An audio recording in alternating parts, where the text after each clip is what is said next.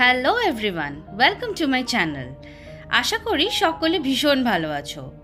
দিনটা ছিল একটা স্যাটারডে, আর আমিও সকাল সকাল ফ্রেশন আপ হয়ে চলে গেছিলাম বিড়লা মন্দিরে। এই বিড়লা মন্দিরটা বালিগঞ্জে অবস্থিত। এই মন্দিরটা অনেকই পুরনো আর খুব ফেমাস। আর যারা এই আশেপাশে থাকো, আই এম শিওর তারা একবার না হলেও তো গেছো নিশ্চয়ই এই মন্দিরটাতে। মন্দিরটা কিন্তু অসম্ভব সুন্দর আর্কিটেকচার কাজ করা। জাস্ট দেখো, এত সুন্দর দেখতে। মনে হচ্ছে না যে এটা কলকাতার বুকে অবস্থিত, মনে হচ্ছে এটা কোনো অনেক হিস্টোরিক্যাল কোনো মন্দির। এই মন্দিরটা নাকি তৈরি হতে প্রায় 26 ইয়ার্স মতন টাইম লেগেছে। এটা হচ্ছে মন্দিরটার পেছন দিকটা। আনফর্চুনেটলি মন্দিরের ভেতরে কোনো পিকচার তোলা অ্যালাউড না।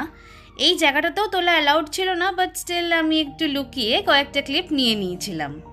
মন্দিরটার পেছন দিকটা বিভিন্ন রকমের গাছপালা ছিল আর অসম্ভব সুন্দর একটা হাওয়া দিচ্ছিল। সকালবেলা মোটামুটি ওই 8টা নাগাদ এখানে আমি পৌঁছে গেছিলাম। আর দেখো জাস্ট কি সুন্দর। সকালবেলার দিকটাই জেনারেলি এটাতে একটু ফাঁকা থাকে, কিন্তু বিকেলের দিকে বেশ ভালোই ভিড় হয়। তাই জন্য আমি এই সকালবেলাটাই বেছে নিয়েছিলাম যাওয়ার জন্য। মন্দিরটা ভেতর দিকটা যতটা সুন্দর, বাইরে থেকে দেখতেও কিন্তু ততটাই সুন্দর লাগছে। এই জায়গাটা থেকেই ফটোগ্রাফি করা অ্যালাউড অফিশিয়ালি ছিল, তাই জন্য কয়েকটা ক্লিপ আমি এখান থেকেও নিয়েছিলাম। আর যেহেতু তোমাদেরকে বললাম, আমি কয়েকটা ক্লিপ ভেতরেও নিয়েছিলাম, কিন্তু ডিটেলে শ্যুট করতে পারিনি। আর বেরোনোর সময় এখানে আমার খুব ফেভারিট চাপা ফুলের গাছটা দেখতে পেয়ে একটা ছোট্ট ক্লিপ নিয়ে নিয়েছিলাম। এইবার আমার এখানে পুজো দেওয়া হয়ে গেছে। এখানে বলে রাখি, অনেক ঠাকুরেরই মন্দির আছে, যেমন কৃষ্ণ, হনুমানজি, গণেশজি, কিন্তু মেনলি এটা হচ্ছে একটা কৃষ্ণ ভগবানেরই মন্দির। যাই হোক, এইবার এখান থেকে বেরিয়ে পড়লাম আর পার্ক সার্কাসের দিকে গেছিলাম। ওখানে এক গ্লাস ঠান্ডা ঠান্ডা লস্যি খেয়ে নিলাম। তারপর লস্যিটা খেয়ে সোজা একটা অটো ধরে আমি পৌঁছে যাব এবার আমার অফিসের উদ্দেশ্যে। যেহেতু আজকে স্যাটারডে, তাই জন্য অফিস তো যেতেই হবে, বাট অফিস টাইমিংটা একটু ফ্লেক্সিবল, একটু হাফ ডে থাকে এই দিনটাতে, তাই জন্য ওয়ার্কলোডও একটু কম থাকে। অফিসে পৌঁছে গেছি, এবার বসে ঝটপট নিজের সব কাজগুলো সেরে ফেলব। এতটাই রোদ্দুর ছিল যে তাড়াতাড়ি বেরোনোর কথা আর ভাবতে পারলাম না, বাট স্টিল বেরোতে বেরোতে ওই 4:30 5টা হয়ে গেল। অটো ধরে এবার বাড়ির দিকে রওনাই দিচ্ছিলাম, কিন্তু মনে হলো না, বাড়ি যাব না। তাই জন্য আমার বাড়ির খুব কাছে এই লেকটাতে চলে এসেছিলাম। এটা হচ্ছে পর্ণশ্রী লেক। আশা করি যারা কাছাকাছি থাকো তারা নিশ্চয়ই এটা দেখেই চিনতে পারছো যেটা পর্ণশ্রী লেক। এই লেকটা খুবই সুন্দর, নিরিবিলি, ছোট থেকে বড় সবাই আসে। ইভিনিং টাইমে তো খুব সুন্দর একটা ইভিনিং ওয়াক করার জন্য আইডিয়াল জায়গা।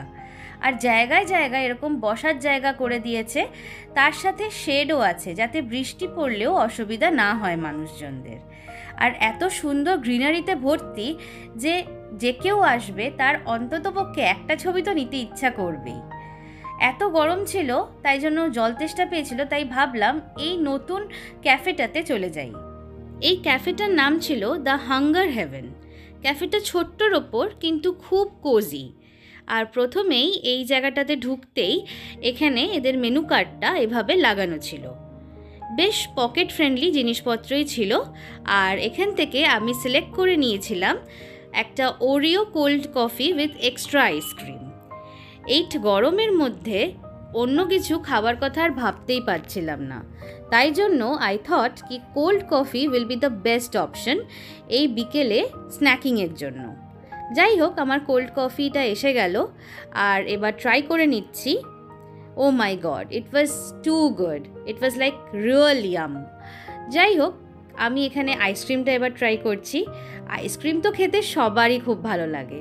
এখানে ভ্যানিলা আইসক্রিম দিয়েছিল, which was really nice. like cold coffee সাথে আইসক্রিম খেতে তো বেশ ভালোই লাগে। অ্যান্ড অনেস্টলি স্পিকিং, আমার একা নিজে নিজে টাইম কাটাতে খুব ভালো লাগে। Even if I am not getting any partner, আমি কিন্তু নিজের সাথে নিজের সময় কাটাতে ইকুয়ালি পছন্দ করি, যতটা আমি পছন্দ করি আমার কাছের মানুষদের সাথে টাইম কাটাতে। কারণ আমি মনে করি I can be the best friend of my self. যাই হোক, কোল্ড কফি খাওয়ার পর আস্তে আস্তে হেঁটে বাড়ি চলে এলাম। এইভাবেই আমার সেই স্যাটারডেটা কাটলো। আর তোমরা জানিও আমার এই ছোট্ট ব্লগটা কেমন লাগলো তোমাদের। আশা করছি ভালো লাগবে। দেখা হবে পরবর্তী ভিডিওতে। টাটা।